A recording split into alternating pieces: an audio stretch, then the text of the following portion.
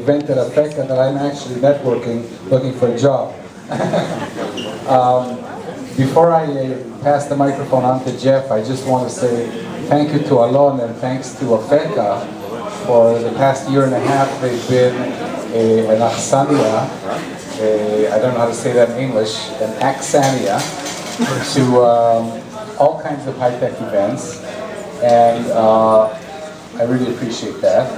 And without further ado, ladies and gentlemen, I haven't slept in 2 days, and I'm having deja vu because I was a guest at Jeff's breakfast in New York on Thursday. Yeah, so this we set a record now, Guinness Book of World Records, of back-to-back Jeff Pulver breakfasts. Anyway, what can I tell you about Jeff? The guy has got a heart the size of a mountain. Everything else is really not that important. Jeff, we love you. Thank you. Thank you.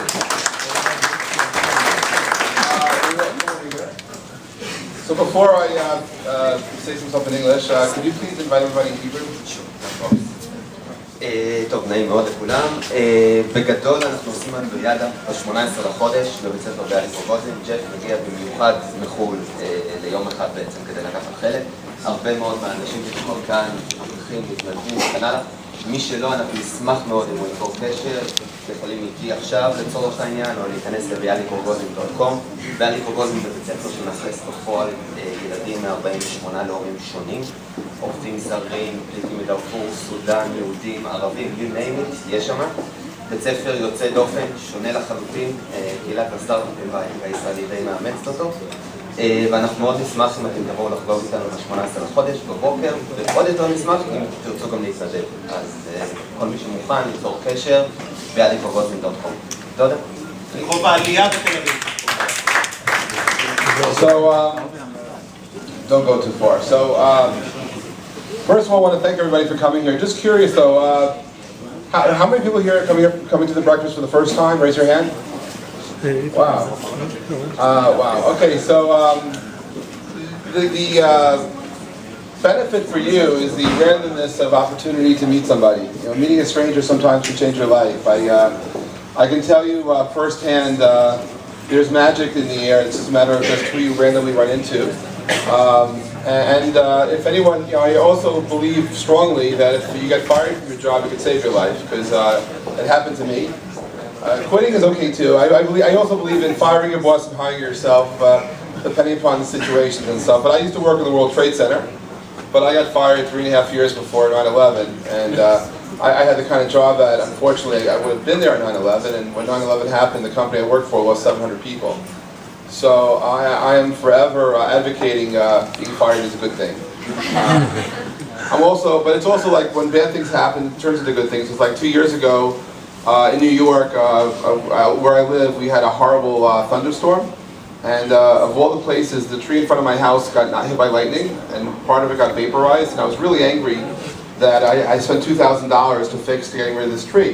Until this year, when we had a tornado go through my neighborhood, and every tree down our block basically got uprooted and thrown into someone's house or fell in a car, and I was so happy I didn't have a tree in front of my house. So it's, you know, sometimes it's perspective that changes things, but it's the same thing with networking and with technology and stuff. It's that if you have an idea for something, you know, this is the right city and the right place in the world to make your ideas come true. You just have to dream it, and while you're dreaming it, go after it, because sometimes when you get older, your dreams go away, they change. And I strongly believe in trying to take advantage of opportunities, or sometimes make opportunities work for you. And I just want to thank all of you for coming and for being part of this. I've been doing these breakfasts in Israel for a few years, and while it's generated jobs for some, funding for others, it's also generated relationships, romantic relationships. I think between the parties and breakfasts, Romantic relationships? Something like between 10 and 12 people have gotten married. Yeah, no, I lost track of the stats, but it's pretty incredible, just the randomness of what happens when you meet people and where things go. But I know companies have gotten funded, I know people have found partners and all sorts. It's a wonderful place to, this is just magic here. And so, by the way, on March 18th, if you're awake now, you can certainly be awake on a Friday. I'm flying in from the States. How many people here have been to the Rogozin School? For those of you who have not, I strongly advise you you make an effort to go out and go to South Tel Aviv and find the school. There's a movie called Strangers No More, which was a documentary by HBO about the school. It's up for an Oscar in the short films category on Sunday, which is pretty amazing. It's and the school itself is a wonderful story that's never seen inside or outside of Israel. It's about kids from 48 different countries and growing up in an environment that's not easy. Sometimes, usually, people are political refugees, people have single-family parents, and life is not easy. And you see these kids learn Hebrew even though they know many other languages and getting together in a way that no one would ever think is Israeli. And it's just very incredible to see the love and the energy and the wonderfulness. And so last year, we used Facebook, and I organized, and I reached out to some friends. How many people here were at the Purim Parade last year? Some of you, right? So those of you who came last year, I hope you can bring 10 friends each. And those of you who don't know what I'm talking about, so it's what's the website again? bialicrogozin.com. If you go there, sign up. We're looking for volunteers. We're looking for people just to come, just show up, and it's